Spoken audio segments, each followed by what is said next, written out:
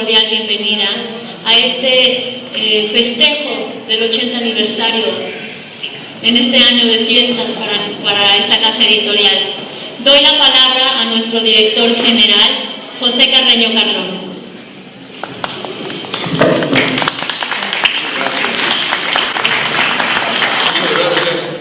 Bienvenidos todos, y empiezo por contarles que el último fin de semana de la más reciente edición de la Feria de Guadalajara, la Feria del Libro, el pasado 7 de diciembre, el Fondo de Cultura Económica lanzó una convocatoria a todos los habitantes del mundo del libro en español, a escritores, editores, diseñadores, traductores, promotores de lectura, pero sobre todo a los lectores hispanohablantes del planeta, para que a través de nuestro sitio electrónico concurrieran a un ejercicio colectivo orientado a actualizar las estrategias de esta casa editorial al llegar en septiembre a sus 80 años y al empezar en esa década su 9ª década. Esta iniciativa surgió y ha ido madurando a partir de discusiones tanto en el órgano de gobierno como en los comités editoriales del fondo, y ahí nos hemos planteado abiertamente, y ahora nuestros invitados van a ampliar este tema, si el fondo podía o debía seguir cumpliendo las funciones que asumió durante sus primeras décadas. Por ejemplo, esta editorial mexicana era prácticamente la única capaz de traducir, editar, publicar y hacer circular libros de avanzada, de vanguardia para la educación superior, con contenidos con frecuencia proscritos o censurados, sea por la dictadura franquista española o por los regímenes militares del siglo que llenaron el mapa latinoamericano en el siglo XX. Hoy hay que decirlo, a diferencia de entonces, los libros se imprimen y circulan en general en condiciones de libertad política en nuestra región. Claro, persisten otros obstáculos estructurales que vamos también a ventilar. Primera pregunta, ¿qué le quedaría hacer al fondo con este cambio geopolítico y ideológico tan profundo en estos 80 años? Les cuento que un impulso decisivo para la idea de lanzar esta convocatoria fue un encuentro que sostuve en Buenos Aires con un grupo de autores de la filial argentina, ahorita les voy a decir cuántas hay en el mundo, del fondo, en que Ricardo Piglia nos adelantó una serie de ideas sobre la necesidad, y la viabilidad ahora de que el fondo recupere en alguna forma el liderazgo latinoamericano que tuvo en otras épocas. En este momento, a punto de cumplirse 3 meses del lanzamiento de esta convocatoria, hemos recibido en nuestro sitio, esto es muy alentador, 226 propuestas que ya incluyen críticas, ideas, sugerencias de lectores, estudiantes, académicos, bibliotecarios, editores, libreros también nos escriben, profesores, y no les voy a enumerar los países, pero de 15 países de América Latina, Europa, Estados Unidos. Lo mismo recibimos propuestas de Canadá, que de Uruguay, que de Suecia, aunque a ustedes les parezca difícil de creer. En este acto de lanzamiento de la convocatoria en Guadalajara, el primero en abrir el fuego propositivo de una manera muy amistosa fue Fernando del Paso, con un mensaje también muy alentador, porque dijo que estaba en espera de celebrar en su día otros 80 años del fondo. Ricardo Piglia, por su parte, dijo que los escritores latinoamericanos pues tenemos que reunirnos con los españoles, y ahorita van a ver que en eso también estamos haciendo caso, a ver de qué modo podemos lograr que nuestros libros circulen. Actualmente es difícil, nos dijo Piglia, que libros mexicanos lleguen a Buenos Aires, por ejemplo, esto es absurdo, o libros de Colombia toquen siquiera Chile. Y se lamentaba, pues como antes lo hizo Carlos Fuentes, cuando afirmó que para leer a un autor chileno publicado por una editorial de Chile hay que viajar hasta allá, hasta el extremo sur del continente. Y aquí Ricardo Piglia acuñó una ironía que es todo un diagnóstico en una nuez que no nos cansamos de repetir. En América Latina, nos dijo, viajan más los escritores que sus libros. Hay algo mal en este tema. De ahí pasó a este delicadísimo punto de las traducciones, que ayer discutía todavía con Jorge Rata, este gran editorial Anagrama, con un gran catálogo, pero con unas traducciones que estuvimos pues de alguna manera compartiendo la crítica. Nuestros lectores están leyendo literatura mundial en traducciones españolas, dijo Piglia, cargadas de modismos, a veces inentendibles para algunas zonas lingüísticas o anticlimáticas. Por ejemplo, cuando algún personaje de alguna novela está situado, un personaje de Seattle o de Estocolmo o de Nepal, de cualquier manera, hablan como nativos del barrio madrileño de Lavapiés, ¿no? Ni de coña, es la leche, es la polla, muy guay, la hostia, joder, guarro, coñazo, chorrada, currar, ahorita Álvaro nos va a traducir algunas, molapila, estar cachas, flipar, gilipollas, que te peten, eso es de verdad, que te peten, ¿no? Y ustedes agréguenle de sus lecturas de las traducciones españolas. Creo que vino Juan Villoro, quien nos propuso ubicar los retos presentes del fondo en el horizonte de la globalización, en la dispersión de la escritura traída por las plataformas digitales, en la necesidad de volver, dijo, a articular caminos de circulación latinoamericana, especialmente ahora que la dominante en años pasados, industria española, se empezaba a replegar. Pablo Rafael, escritor de generaciones más recientes, cerró las presentaciones de Guadalajara, habló de condiciones propicias incluso para empezar a enfrentar esta temática, para enfrentar estos retos.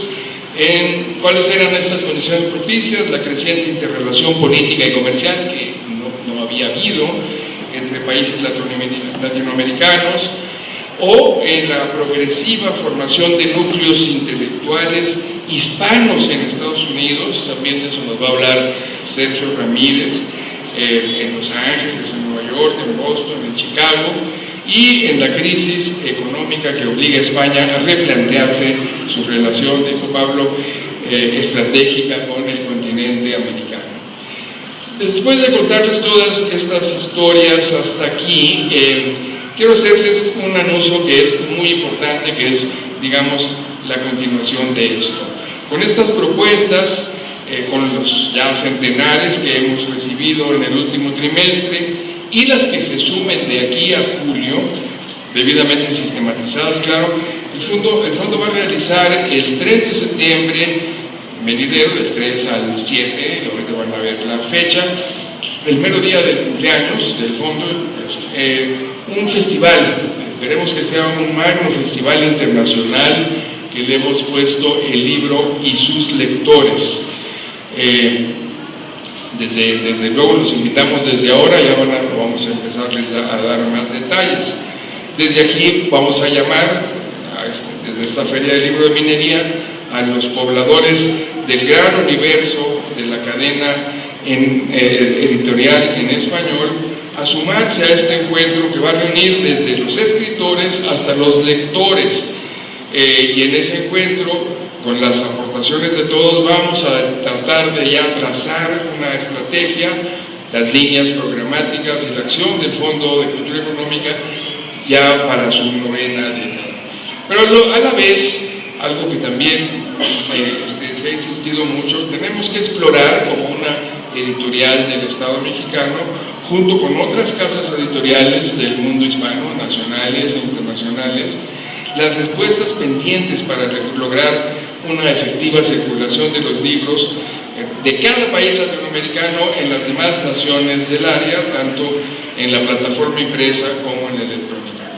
En el festival, les decía, que va a tener lugar del 3 al 7 de septiembre, pues va a haber conferencias magistrales, vamos a irles confirmando los nombres, algunos muy importantes de las nuevas plataformas electrónicas y también impresas, exponentes de la producción, la transmisión de conocimiento y cultura, obviamente escritores, ahora les voy a dar las modalidades, y 2 seminarios: el libro electrónico, que nos vamos a centrar como el gran reto, y los libros que hacen crecer a los niños. También ahí vamos a relanzar una de las colecciones insignia del fondo, los breviarios, que fue creada, como muchos lo saben, por el segundo director del fondo, Arnaldo Rufila Reynal, y vamos a lanzar ahí una asignatura pendiente que tenía el fondo como informadora de las nuevas carreras. Desde los 60 se creó la carrera de comunicación y el fondo no tenía una colección de comunicación, la vamos a inaugurar ahora. Algo novedoso que reforzará o que tiende a reforzar y ampliar el espíritu participativo de este ejercicio es que el festival va a ser a la vez presencial y virtual desde las sedes del fondo en México y en el mundo. La sede central obviamente estará en el edificio, en la sede del Ajusco del fondo. Es un lugar muy grato que vamos a ajustar para un gran festival, y simultáneamente vía digital van a participar actores del mundo editorial desde varios estados de la República. En el norte hemos escogido la sede de la librería Carlos Monsiváis de Saltillo, en el centro occidente la José Luis Martínez de Guadalajara, y en el sur el Centro Cultural Balún Canán, que para entonces estará terminado en Tuxtla Gutiérrez, en la Universidad de Chiapas. Además, las 9 filiales del fondo en el continente americano y Europa van a convocar a los escritores de sus países y de las naciones colindantes, ¿no? a incorporarse en tiempo real también, y también vía digital, a los trabajos de este Festival Internacional del Libro y los lectores del mundo hispanohablante. Por lo pronto, en este último fin de semana de la FIL de Minería, vamos a continuar con este ejercicio que emprendimos en Guadalajara. Y para seguir enriqueciendo el debate, hoy tendremos la visión de América Central por medio de la voz y la imagen, la vamos a ver acá, de un gran escritor nicaragüense, Sergio Ramírez, y él nos va a responder qué esperan por allá, por Centroamérica, del fondo, ahora que entre a su 9ª década. Enseguida escucharemos a uno de los más lúcidos exponentes, más frescas generaciones de las letras mexicanas, Álvaro Enrique, ganador este año del Premio Herralde de Novela, y luego veremos en pantalla un mensaje de un actor clave para el desarrollo de la cultura democrática en nuestro país, la cultura democrática a la que tanto le debe el fondo en estos 80 años, que tanto le debe al fondo. Me refiero a José Goldenberg, y nos va a dar la perspectiva del fondo desde un estudioso de las ciencias políticas y sociales.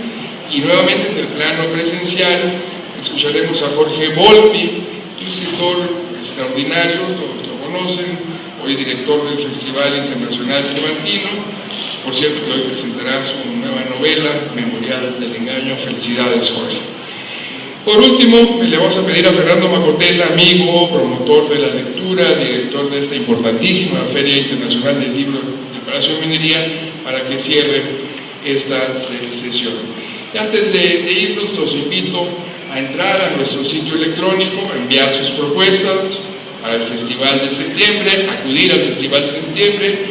Basta con abrir la página web del fondo, llevar el cursor a la pestaña Participa en la dirección que aparece acá en la pantalla. Nuestro agradecimiento a los que ya han mandado aportaciones y a todos ustedes por acompañarnos en este encuentro preparatorio del Festival Internacional del Libro y los Lectores que tendremos en septiembre.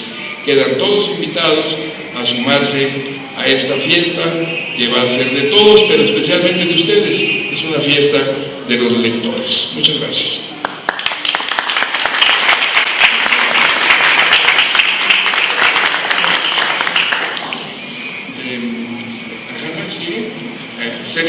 Sergio, bien, venga.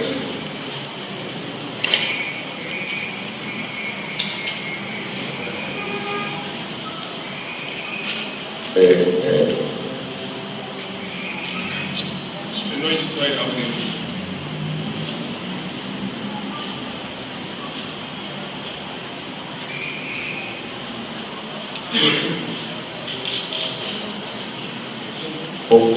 estar aquí con ustedes. Mi primer recuerdo del fondo es la edición en la colección Letras Mexicanas de Pedro Páramo, de Juan Rulfo.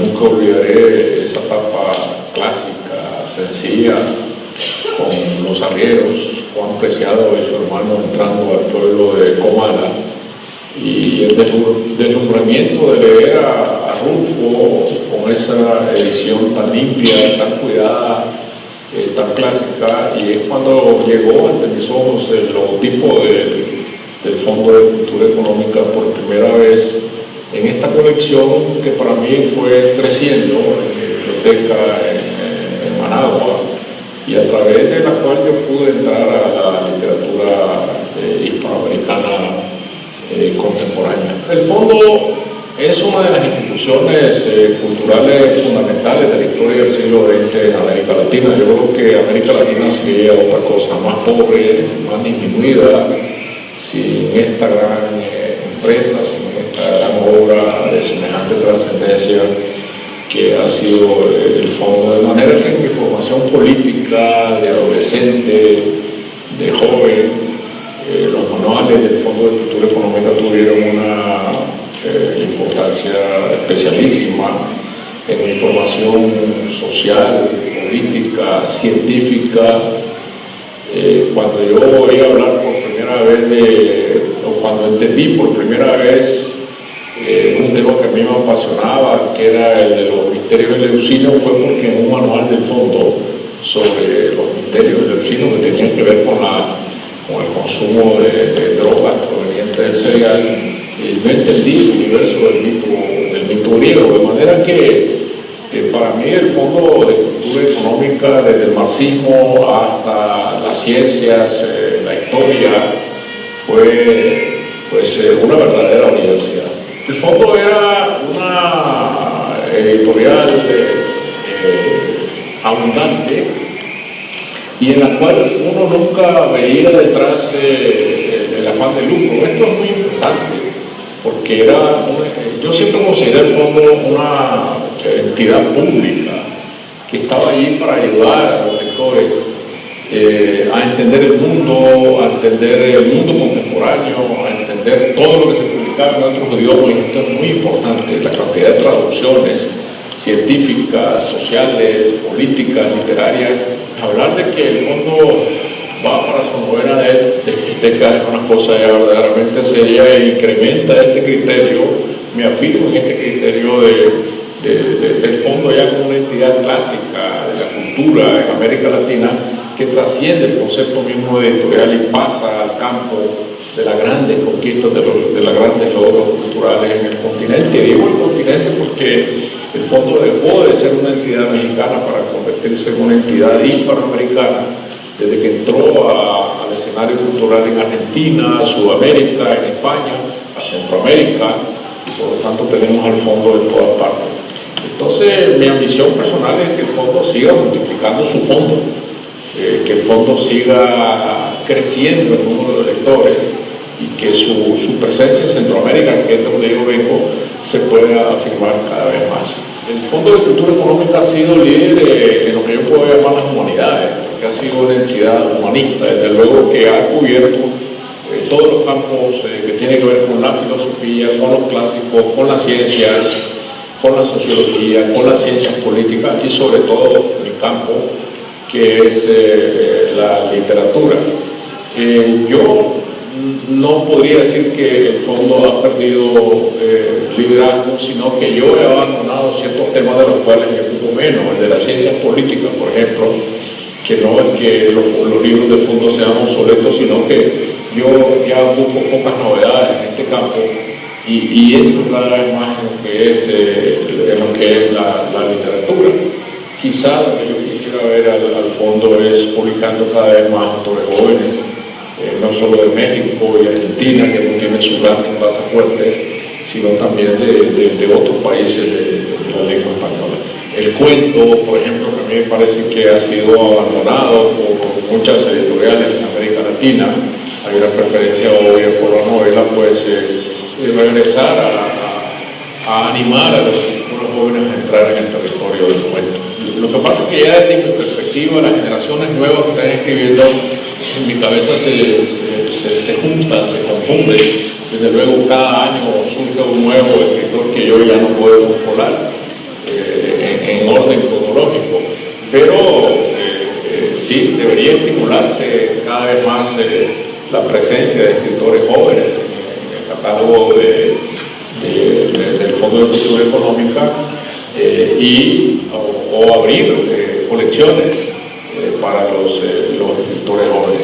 Y yo creo que otro campo muy importante para el Fondo de Cultura Económica en el futuro, hacia el futuro, es el libro digital. Este es algo que no se puede descuidar. El libro digital va a tender a ser cada vez más importante, y esta es una forma, yo diría, económica, ya que estamos hablando del Fondo de Cultura Económica de penetración de los libros en espacios donde hasta ahora no es posible llegar con los libros de papel.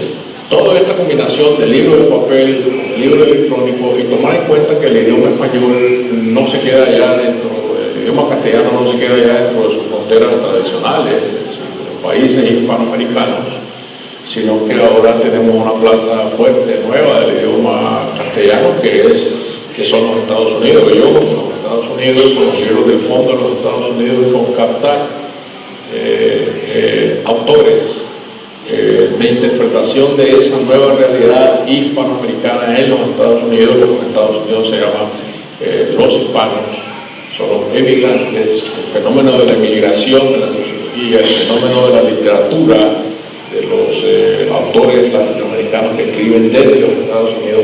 Todo esto es un terreno para mí de vital importancia, por cuanto significa una ampliación trascendental del ámbito cultural latinoamericano o hispanoamericano hacia un territorio nuevo que son los Estados Unidos. Es muy importante que hoy en día, cuando la tendencia mundial es el desmantelamiento de las instituciones culturales patrocinadas por el Estado, bajo ese concepto bastante bizarro de que el Estado no debe ocuparse de la cultura y gastar el dinero en cosas que no vayan en beneficio directo de la economía liberal de los países, se mantenga esta empresa con las puertas abiertas a todos los vientos. Eso me parece que es muy importante. Este concepto de la entidad pública, benefactora de la cultura, difusora de cultura, que es necesario defender, y me parece que el Fondo de Cultura Económica sigue siendo la gran insignia de este concepto de la cultura en el ámbito público. Para mí la diversidad del catálogo del Fondo a través de tantas décadas ha significado la diversidad de las ideas y por lo tanto la contradicción de las ideas mismas. Un libro, una diversidad de libros, lo que tiene que hacer es enseñar a pensar y a pensar de manera crítica, y esto del pensamiento crítico me parece que el Fondo lo ha conseguido a plenitud. A mí me parece que el Fondo tiene otra importancia que no debe pasar desapercibida, y es que el Fondo también es el fruto de México como tierra de asilo.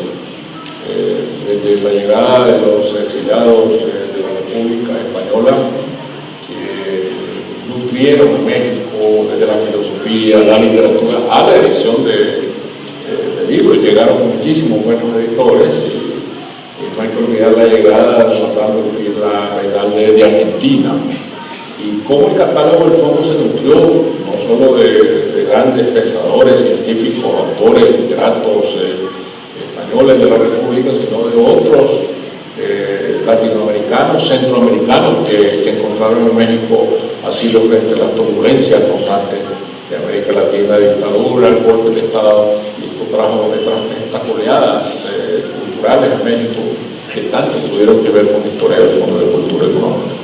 ¿Cuántos libros más va a publicar? Eso es lo importante, no disminuir su catálogo, sino multiplicarlo. Y por eso yo insisto que esto solo lo puede conseguir una entidad de trascendencia cultural, una entidad que tiene semejante peso histórico de cara al futuro, pensando en que cada vez va a tener más lectores.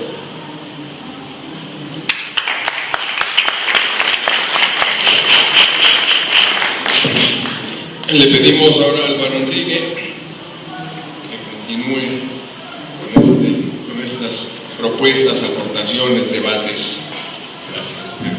Gracias a todos por venir. Voy a ir muy rápido. Jorge y yo tenemos una especialidad en participar en mesas en las que ya no queda tiempo para que hablemos. Entonces voy a leer rapidísimo para tener la cortesía de que cuando menos Jorge pueda leer. Un domingo, no es cierto. Voy a leer con cierta cautela, pero no voy a hacer las interrupciones que debería de hacer. Y corté mucho. El fondo, que fue fundado en plena utopía de la estabilidad priista, se tuvo... A ver, voy a saltar una parte muy rápida, que es la discusión sobre los nuevos formatos, que creo que ya nos tiene a todos hasta el coco y en realidad no sirve para nada. Los nuevos formatos, pues los hacen unos técnicos que hacen nuevos formatos, y un libro es un libro, es la forma que venga. Yo traigo estas hojas de papel, Jorge trae un Kindle, da exactamente lo mismo, cuál es un libro y cuál, es decir, un libro convencional y cuál no. Creo que la primera propuesta entonces era que volvamos a discutir lo que es un editorial y no un tema de qué es incorrecto para vender nuestros libros. Pasado eso, entonces, paso a los tres temas que me preocupan, que son, por supuesto, los contenidos, el fondo, el asunto del formato de los libros del fondo y sobre todo el problema de la distribución, que el que haya hecho libros alguna vez en México, yo he tenido el privilegio de hacer libros en un par de ocasiones en México, un año muy intenso y muy feliz de ellos en el fondo, sabe que el problema más grave para vender de los lectores en México, no de los editores, sobre todo los lectores, es la distribución. El fondo, que fue fundado en plena utopía de la estabilidad priista, se tuvo que convertir durante los primeros años de agitado cambio democrático en una institución que, sin dejar de atender a sus objetivos, fuera capaz de competir en una sociedad ultracrítica que abrazó la libertad de mercado como una verdad sagrada. Tuvo que aprender a competir con los grandes grupos editoriales españoles, desprestigiados pero con un enorme poder de comunicación y distribución, pero también con el aura de prestigio, casi siempre bien merecida, de las editoriales independientes que comenzaron a florecer por toda la lengua. Fíjense que cajas tan cortitas. Devolver el fondo al lugar céntrico que le corresponde, dado que es una empresa de la que, como sucede con la UNAM o el Seguro Social, todos los contribuyentes somos socios, implicó una labor titánica de ingeniería empresarial. El punto más visible de ese empeño fue el diseño.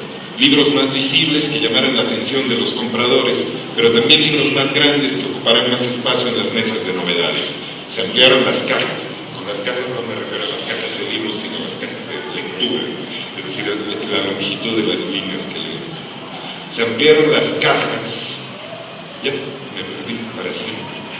Se ampliaron las cajas, se coloraron, no es que me haya encontrado nunca tampoco, se ampliaron las cajas, se coloraron las portadas, se renovaron las colecciones. El fondo volvió a ser central.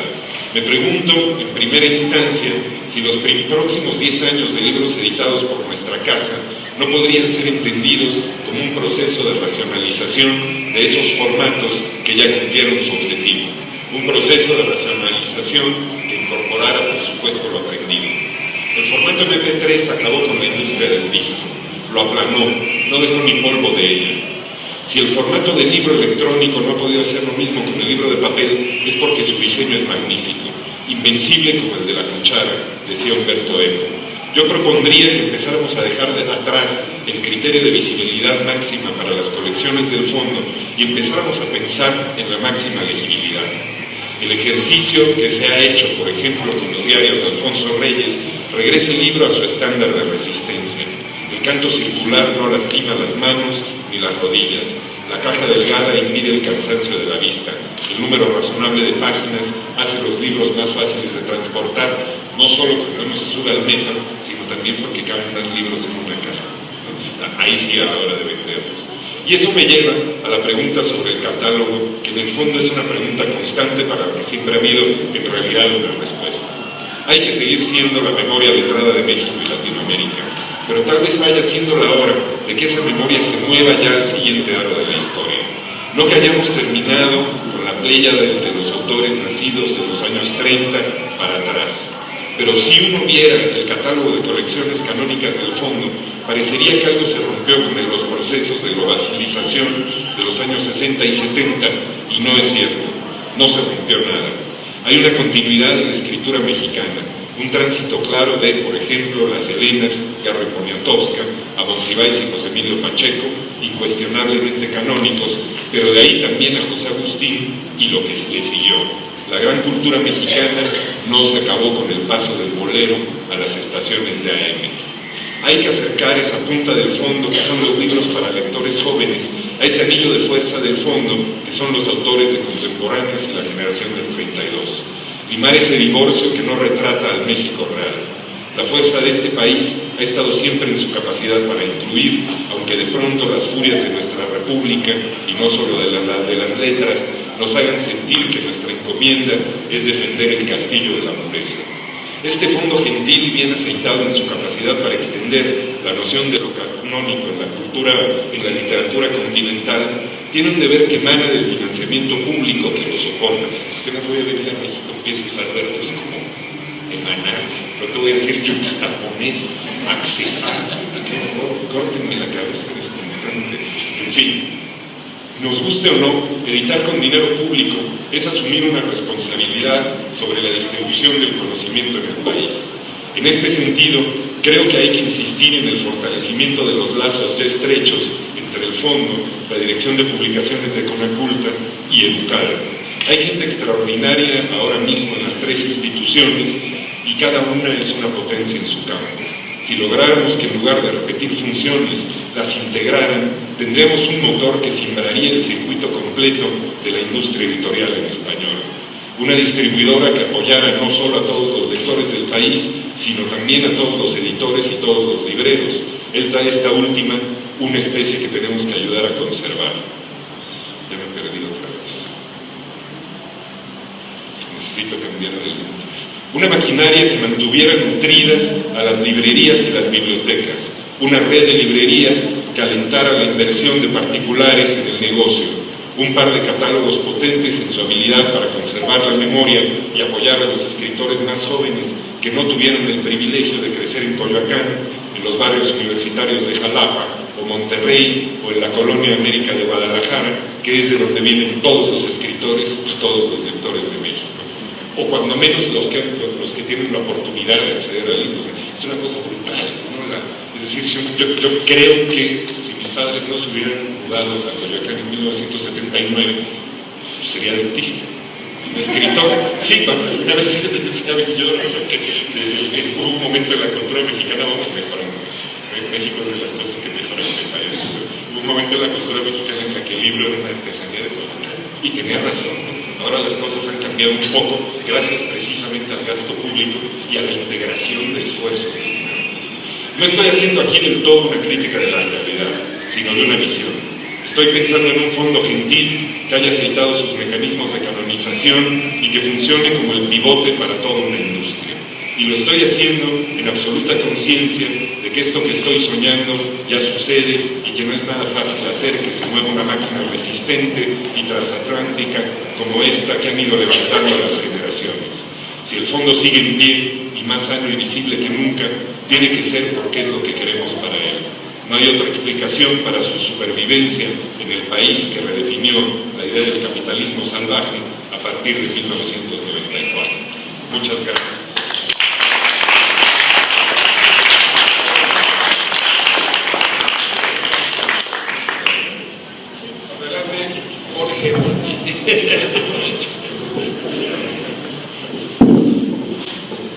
Muy buenas tardes, muchísimas gracias a todos por su presencia, muchísimas gracias a José Carreño por la invitación a participar en esta serie de mesas redondas y de consultas para esta celebración, que es una celebración para todo México de los 80 años del Fondo de Cultura Económica. Una de las ventajas del libro electrónico es que te dice cuánto tiempo duras en leer. Entonces, aquí dice que son 8 minutos, vamos a ver si es cierto. Es una falsedad más de Amazon. La casa del pensamiento. 1. Nacer y crecer en el fondo. No me voy a dedicar, y esto me lo saltaré a hablar, de algunos puntos de la historia de estos gloriosos 80 años del Fondo de Cultura Económica. Lo han hecho otros antes que yo en estas mesas y en estas consultas en torno a la historia del fondo. Me voy a dedicar solamente unos pocos minutos a hablar de mi propia historia, de mi propia experiencia con el fondo y en el fondo. De manera muy simple, debo decir que cuando nací en 1968, el fondo llevaba ya 7 lustros de fértil existencia. Y mucho más que eso, que mi descubrimiento del poder de los libros, y también, debo decirlo, de la música, estuvo indisolublemente ligado con el fondo. Aunque mi padre, gran lector de novela decimonónica francesa y en realidad de todas las ficciones que caían en sus manos, siempre y cuando no hubiesen estado escritas originalmente en español, había hecho hasta lo imposible para inculcarnos a mi hermano y a mí el placer de la lectura desde que teníamos 5 o 6 años. No fue sino hasta que cumplí 12 que comencé a descubrirlo por mí mismo. Mis primeras lecturas voluntarias y gozosas fueron los cuentos de Edgar Allan Poe y Cosmos, el apasionante libro de divulgación científica de Carl Sagan, basado en la serie de televisión. A partir de allí, y desde que entré a la secundaria, ya nunca dejaría de perseguir libros de ciencia, de historia, de filosofía, de psicoanálisis y también, lo confieso, en menor medida, de literatura. Fue entonces cuando mi camino quedó directamente ligado con el del fondo.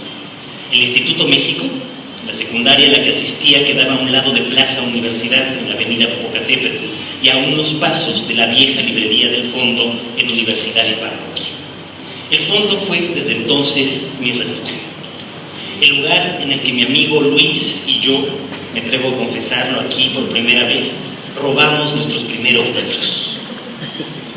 Y también donde, con nuestros ahorros, compramos nuestros primeros libros. Desde ese momento el fondo se convirtió en una especie de oasis que nos permitía escapar de la monotonía de la escuela, poblada solo por chicos interesados en el fútbol. Y pasamos allí infinitas horas, pues en el café o sobre todo en una de las actividades que más disfruto hasta el día de hoy, casi tanto como la lectura, el mero hecho de hojear libros y de leer sus contraportadas. Además, en esa época surgió también una pasión que casi me atrevería a decir que hasta el día de hoy supera en mí a la lectura, la música. Y el fondo ofrecía también una rica variedad de discos de música clásica y ópera que me esforzaba en comprar con mis ahorros de cada mes. Los LPs, en cambio, eran imposibles de robar. El fondo era para mí, pues, la imagen del paraíso, el lugar donde confluía todo el pensamiento y también, marginalmente, la literatura y toda la música, una fuente inagotable de conocimientos de todas las áreas y materias reunidos, milagrosamente en un solo lugar. Quizá porque de alguna forma nací y crecí como lector en medio de las paredes del fondo, de ese fondo, mi imagen de que lo que el fondo es y debe ser en el futuro, ahora que se cumplen sus 80 años de existencia, está ligada de manera imborrable a esa experiencia adolescente. Para adelantarlo en pocas palabras, creo que el fondo debe convertirse otra vez, no solo para mí, sino para todo el ámbito de la lengua española, en ese espacio imprescindible para la difusión del pensamiento y de la cultura para todos los hablantes de nuestro entorno, tal como lo fue para mi generación y para muchas generaciones antes y después de la mía. 2. El centro del mundo. Desde el momento en que nació como una editorial consagrada a ofrecerle a los incipientes estudiantes mexicanos de economía algunos de los textos imprescindibles sobre esta materia, tal como lo imaginó Daniel Cosío Villegas, el fondo definió su vocación: convertirse en el espacio que ofrecería lo mejor y lo más novedoso del pensamiento para los lectores en español. Cuando el Fondo de Cultura pasó a enfocarse más en la variedad de la cultura que en su original vocación económica, ese mismo principio no solo no fue olvidado, sino que se llevó a su máxima expresión. Mientras el mundo emergía penosamente de la Segunda Guerra Mundial y España de su propia y demoledora guerra civil, el fondo aprovechó la extraordinaria coyuntura que se le ofrecía y no dudó en crecer hasta transformarse en esa referencia del pensamiento en todas las disciplinas imaginables, abarcando desde textos académicos canónicos hasta manuales y breviarios, esa inolvidable colección que ahora me festejo enormemente que volvamos a tener, enfocados a difundir de manera fácil y clara esos mismos avances de la cultura a un público no especializado. No es exagerado decir que para muchos lectores de Buenos Aires a Madrid y de Guadalajara a Bogotá, el fondo fue en los años 50, 60, 70 el centro del mundo, o al menos uno de sus centros, porque allí convergía lo mejor y más novedoso de esa cultura crítica. Sin duda también la literatura mexicana encontró una acogida imprescindible en el fondo, Álvaro ya ha hecho referencia a ella, y muchas de nuestras obras mayores se publicaron allí, pero como escritor de ficción debo reconocerlo, para mí la importancia mayor del fondo radicaba en otra parte, en las traducciones y en los libros originales de ciencias sociales, filosofía, sociología, ciencia, psicología, psicoanálisis, historia y arte que aparecían con sorprendente regularidad en esos años. Si uno quisiera rastrear el zeitgeist de esa época, bastaría con leer el catálogo del fondo para desentrañarlo. Los editores con los que contaba en ese momento, en cada disciplina, fueron capaces de perseguir los libros más arriesgados de su momento, escritos en otros idiomas o en la nuestra, al tiempo que los mejores especialistas latinoamericanos y españoles de estas disciplinas perseguían al fondo para que éste difundiera mejor que ninguna otra casa editorial sus obras. A partir de los años 80, con su alud de crisis económicas, el fondo se topó de pronto con otro contexto internacional. España salía de la dictadura, integrándose con Europa, le daba la vuelta a los últimos años de historia con el afán de convertirse en la punta de lanza de la edición en español. Un sinfín de editoriales peninsulares iniciaron su exitosa carrera y muchas de ellas le arrebataron al fondo ese lugar de privilegio que había disfrutado. A diferencia de lo que ocurrió durante el franquismo, cuando los libros del fondo eran celosamente buscados y en ocasiones escondidos por los lectores españoles, ahora el fondo comenzó un retroceso frente a editoriales como Taurus, Debate, Crítica, Anagrama, Tusquets y decenas más que empezaron a competir por títulos esenciales del pensamiento internacional por los mejores autores de estas disciplinas en español. Sin duda, en los 80 y 90 el fondo continuó editando obras mayores, pero su presencia fuera de México comenzó a transformarse en medio de la feroz comercialización experimentada por la industria editorial en esos años. El fondo pasó de ser el sitio de referencia a ser un sitio de culto, con libros y autores míticos, sumados a decenas de autores mexicanos de singular importancia, pero sin un impacto global como el que llegó a tener en el pasado. Hoy, el fondo sigue disfrutando de un lugar de privilegio en la edición de no ficción en español, el término no ficción que a mí no me gusta particularmente, viniendo del mundo anglosajón, pero que sirve para hablar de todas estas disciplinas. Pero creo que no basta. La nueva coyuntura internacional está diseñada para que el fondo vuelva a convertirse en el lugar en el que confluya de nuevo lo mejor del pensamiento universal, contemporáneo, traducido al español. 3. El fondo después de sus 80. Dos acontecimientos han transformado en los últimos años de manera radical el contexto de la edición en español. En primera instancia, la aparición del nuevo paradigma digital, un cambio que por su relevancia solo puede ser comparado con la invención de la imprenta. Aunque las consecuencias de esta transformación aún son imposibles de aquilatar en su justa medida, el fondo, como todas las editoriales del planeta, no puede quedarse atrás en la innovación que esto significa. En segundo lugar, la pavorosa crisis que ha azotado a España desde 2008 y que, pese a las declaraciones triunfalistas de su gobierno, aún está lejos de terminar, de nuevo le ha dado un vuelco al predominio peninsular sobre la edición en español. Sus grandes grupos enfrentan una crisis sin precedentes. El desempleo y la crisis en general ha hecho descender drásticamente la venta de libros y, en un sentido más amplio, la soberbia con que España se presentó durante estos años como portavoz obligado del mundo hispánico ha llegado a su fin. En sentido inverso, México y en general América Latina ha padecido una crisis menos aguda por primera vez en medio siglo. Instituciones consolidadas como el fondo podrían recuperar ese lugar de privilegio. Igual que México, el fondo se encuentra hoy en una situación inmejorable para convertirse en la referencia del pensamiento traducido al español o escrito directamente en español en todo el orbe. Su red de filiales y librerías, que ha crecido de manera impactante en los últimos años, le ofrece una situación que no posee ninguna otra editorial latinoamericana. En segundo lugar, se encuentra hoy en condiciones de competir por los derechos de obras importantes con cualquier casa editorial española. Se aplica este modelo de ambición global, capaz de integrar todos estos elementos en una estrategia conjunta. El fondo podría convertirse muy fácil, muy rápidamente, en la editorial más importante de pensamiento en español en los siguientes 5 años. Para lograrlo, debe adelantarse a su tiempo y explorar de manera acelerada su reconversión o reinvención en el nuevo contexto digital. Al ser una editorial pública, hoy podría apostar por esta mutación de una manera que las editoriales comerciales no pueden hacerlo. Sabemos que al día de hoy el mercado digital sigue siendo marginal en términos de facturación en el ámbito de nuestra lengua, no así en otros. Pero también sabemos que esto cambiará drásticamente en el futuro y el fondo puede lograr que ese futuro sea inmediato. En primera instancia, debe continuar de manera acelerada la digitalización de su catálogo vivo. Es su mayor riqueza en la medida que atraerá nuevas figuras a la editorial. En segunda instancia, debe transformar radicalmente la manera como ofrece sus contenidos a los lectores para ofrecer un servicio integral, como demuestran experiencias recientes de muchas editoriales en Estados Unidos que desafían el modelo de Amazon. El Fondo de Cultura debe poder ofrecer directamente al usuario la venta de todos sus contenidos digitales de la manera más fácil posible. Y esa manera más fácil posible se reduce a copiar el modelo de Amazon. Un solo clic para comprar, un solo programa para descargar. Si hay más que eso, no tiene ningún sentido porque la gente va a lo que es más fácil.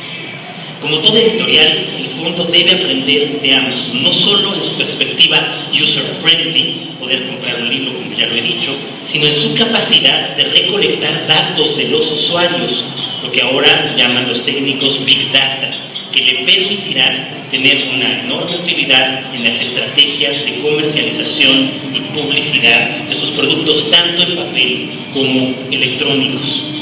Si el fondo no invierte en un desarrollo tecnológico así que permita esta transformación, se quedará rezagado y no tendrá las herramientas para enfrentarse a ese futuro que ya llega. En segundo lugar, el fondo debe convertirse en el más activo, arriesgado y vanguardista editor de pensamiento en formato de libro y en formato digital. El fondo ha de convertirse otra vez en la casa donde todos los autores latinoamericanos de estas disciplinas académicas, científicas, sociales, puedan publicar libros o incluso artículos relevantes, en ciertas ocasiones decididos por sus editores en papel y en muchas otras solo en formato digital.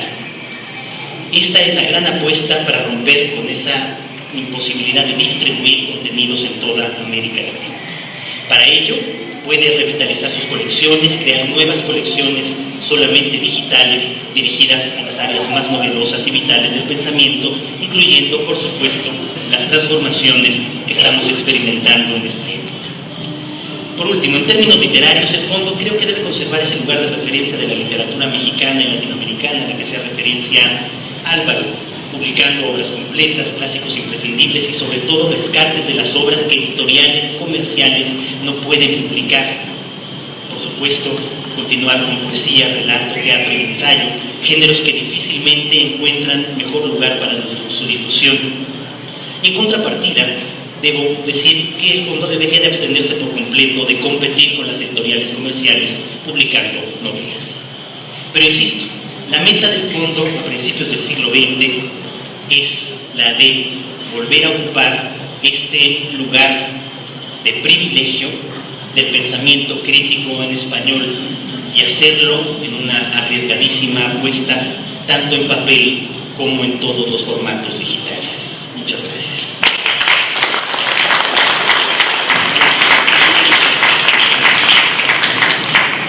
Ustedes han enriquecido un gran catálogo de propuestas, estas que vamos a sistematizar para trazar nuestra estrategia para la novena década. Muchísimas gracias. Y al señor adulto Jorge Volpi le vamos a dar una oportunidad de pagar los libros que se robó el niño Jorge Volpi y el adolescente Jorge Volpi. Vamos a tener una última oportunidad. Fernando, si eres tan amable de cerrar la sesión. Aplaudo y envidio mucho a Jorge y Álvaro porque, como debe hacerse, prepararon su intervención. Es lo que yo suelo hacer.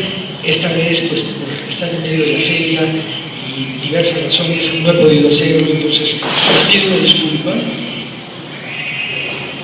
¿Está bien?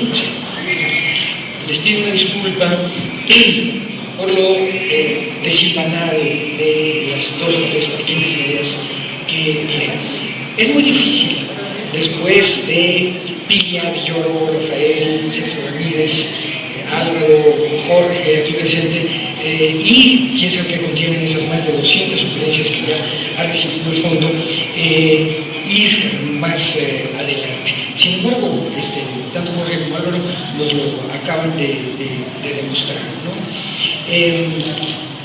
Yo quiero mencionar la terriblemente mala distribución que por décadas ha tenido el producto cultural en nuestro país. A mí me tocó sufrirlo muy de cerca porque pasé muchos años en la industria cinematográfica y ahora se ha casi agudizado, porque ahora que por fin el cine mexicano ha vuelto a producir más de 100 películas anuales, muchas de las cuales muy rescatables, estas películas no se distribuyen o les dan pésimos horarios, las exhiben un lunes a las 12 del día, cosas por el estilo, y entonces, bueno, pues ahí seguimos luchando, como se llamó aquel simposio hace tiempo organizado por María Rojo, los que no somos Hollywood, ¿verdad? ¿Qué vamos a hacer? Jorge ha dado la respuesta. Afortunadamente ya existe para la distribución del libro. Es el libro electrónico, evidentemente, ¿no? Tampoco me voy a extender, algo ya hablo muy bien de aquí, por ejemplo, la feria como director de 10 entrevistas que me piden, en las 10 me piden que opine sobre la competencia del libro electrónico con el libro de papel, etc. Y voy a adoptar, si me permites, Álvaro, tu frase, un libro es un libro, punto final, ¿verdad? Hay esa salida. Entonces, sí pienso que el fondo debe acelerar este proceso de digitalización. No puedo dejar de hacer una pequeña mención a la cuestión de las traducciones. En la feria hemos intentado hacer, hemos empezado a hacer reuniones, mesas redondas, discusiones de traductores. Y debo decirles con profunda tristeza que acabaron como el Rosario de Amozoc. Nunca pensé que los traductores fueran como son. Yo mismo traducí un libro, pero creo que no me dedico a eso. Pero fue una cosa realmente, quiero decirlo, desagradable, ¿no? Porque todo acabó en pleitos y el segundo ciclo ni siquiera se terminó.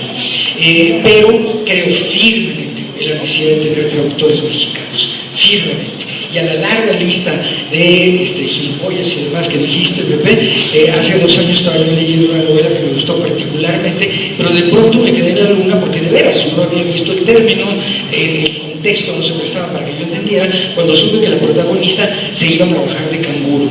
Y insistía que iba a trabajar de canguro, insistía que iba a trabajar de canguro, y yo no veía salida del lado del circo ni de ningún lado, ¿no? Y ya, bueno, después supe que era una palabra muy castiza, ¿no? Babysitter. Casi lo único que quiero agregar es algo a lo que tanto Álvaro como Jorge aludieron, a que el Fondo de Cultura Económica es una empresa, no sé Pepe cuál es la palabra exacta, no sé si es una empresa paraestatal, etcétera, etcétera, pero lo que sabemos es que es una empresa con financiamiento público. Y aquí todo el mundo ha sido terriblemente delicado y muy amable, pero yo que he sufrido eso mucho, porque cuando estuve en el cine, estuve en una empresa productora de cine, bueno, y después llegué a estar en las 3 estatales, ¿verdad?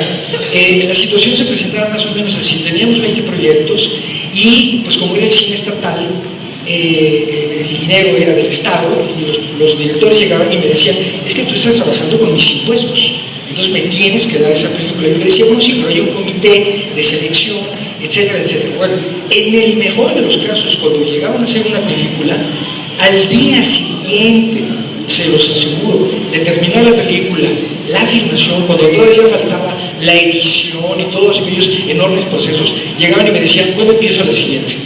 Y la lista de espera era de 50, ¿verdad? Bueno, yo pienso que se necesita a alguien, perdón por el cebollazo, Pepe, a alguien tan hábil como Pepe Carreño para lidiar con esta situación.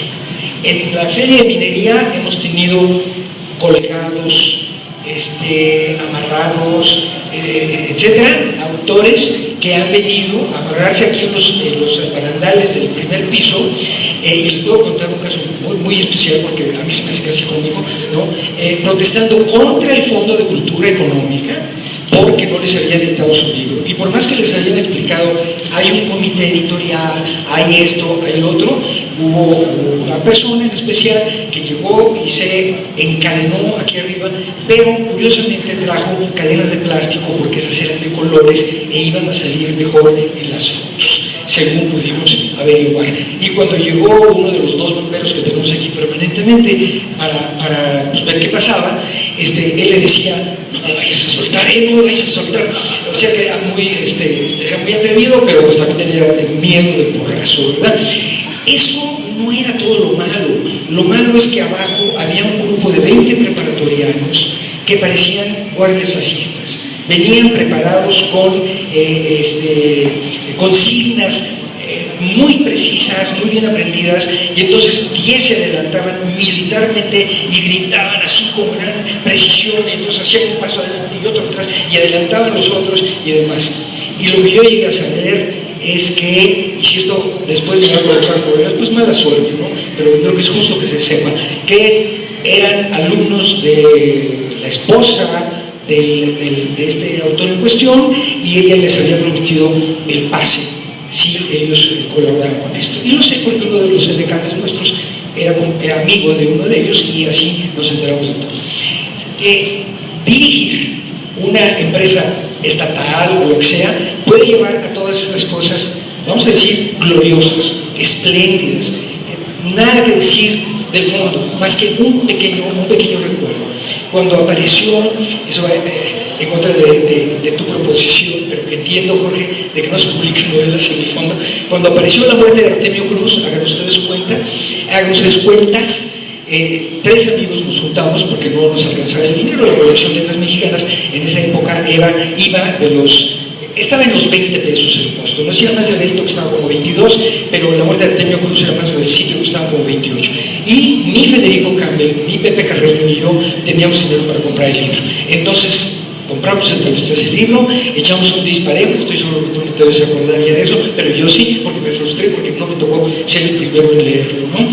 Y entonces hay muchas cosas que esperan a Pepe, aparte de esos disparejos que tiene que echar, pero yo confío en que estas más de 200 sugerencias, las cosas tan valiosas que se han logrado aquí y su gran habilidad e inteligencia lo ayuden a llevar al fondo a donde debía de avanzar en los próximos años. Nosotros, como Feria del Libro, solo deseamos que ustedes sigan participando cada vez más intensamente, y les digo, esta es su casa. Debo decir, esta es su población.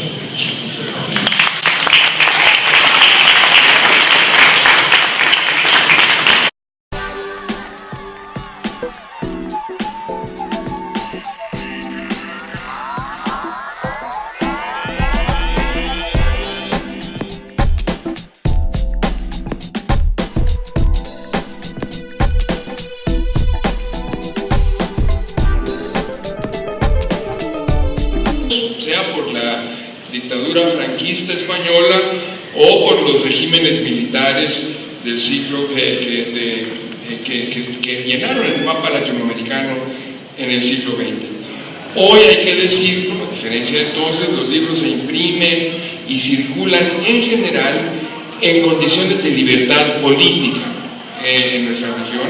Claro, persisten otros obstáculos estructurales que vamos también a ventilar. Primera pregunta: ¿qué le quedaría hacer al fondo con este cambio geopolítico y ideológico tan profundo en estos 80 años? Les cuento que un impulso decisivo para la idea de lanzar esta convocatoria fue un encuentro que sostuve en Buenos Aires con un grupo de autores de la filial argentina, ahorita las voy a decir cuántas hay en el mundo, del fondo, y que Ricardo Piglia pues nos adelantó una serie de ideas sobre la necesidad, digo, y la viabilidad ahora de que el fondo recupere en alguna forma el liderazgo latinoamericano que tuvo en otras épocas. En este momento, a punto de cumplirse 3 meses del lanzamiento de esta convocatoria, hemos recibido en nuestro sitio, esto es muy alentador, 226 propuestas que ya incluyen críticas, ideas, sugerencias de lectores, estudiantes, académicos, bibliotecarios, repetir. En América Latina, nos dijo, viajan más los escritores que sus libros. Hay algo mal en este tema.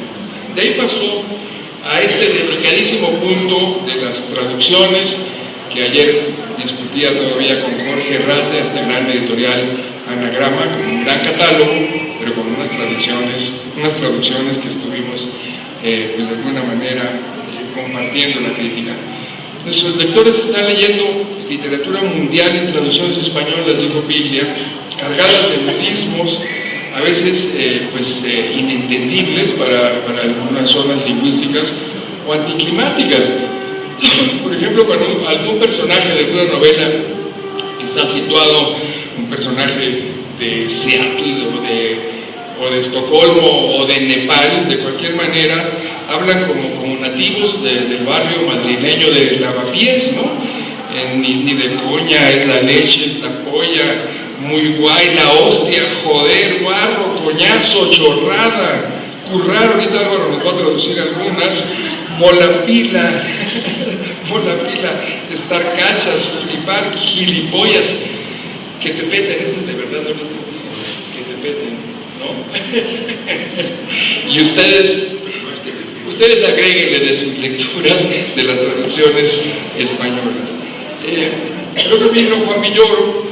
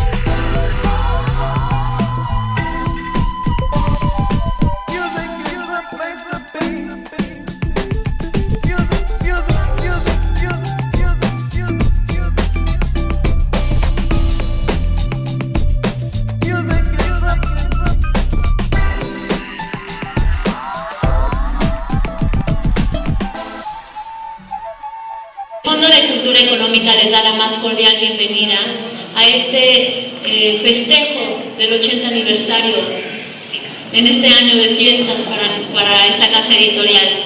Doy la palabra a nuestro director general, José Carreño Carlón. Gracias. Editores, libreros también nos escriben, profesores, y no les voy a enumerar los países, pero de 15 países de América Latina, Europa, Estados Unidos, lo mismo recibimos propuestas de Canadá, que de Uruguay, que de Suecia, aunque a ustedes les parezca difícil de creer.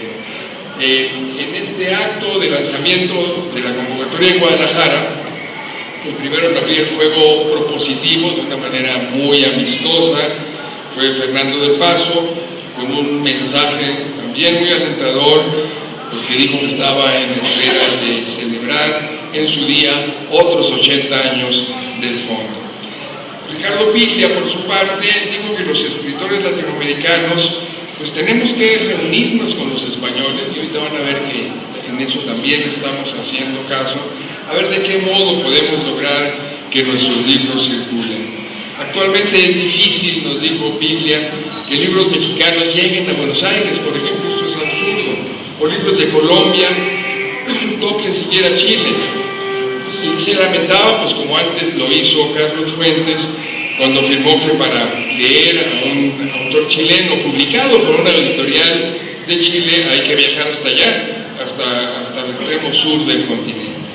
Y aquí Ricardo Piglia acuñó una ironía que es todo un diagnóstico en una nuez que no nos cansamos. Muchas gracias, bienvenidos todos, y empiezo por contarles que el último fin de semana de la más reciente edición de la Feria de Guadalajara, la Feria del Libro, el pasado 7 de diciembre, el Fondo de Cultura Económica lanzó una convocatoria a todos los habitantes del mundo del libro en español, a escritores, editores, diseñadores, traductores, promotores de lectura, pero sobre todo a los lectores hispanohablantes del planeta, para que a través de nuestro sitio electrónico concurrieran a un ejercicio colectivo orientado a actualizar las estrategias de esta casa editorial al llegar en septiembre a sus 80 años y al empezar en esa década su 9ª década.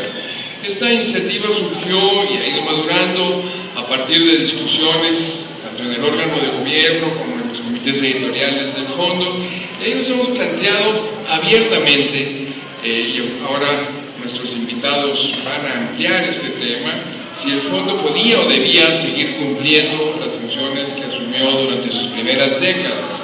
Por ejemplo, esta editorial mexicana era prácticamente la única capaz de traducir, editar, publicar y hacer circular libros de avanzada, de vanguardia para la educación superior, con contenidos con frecuencia proscritos o censurados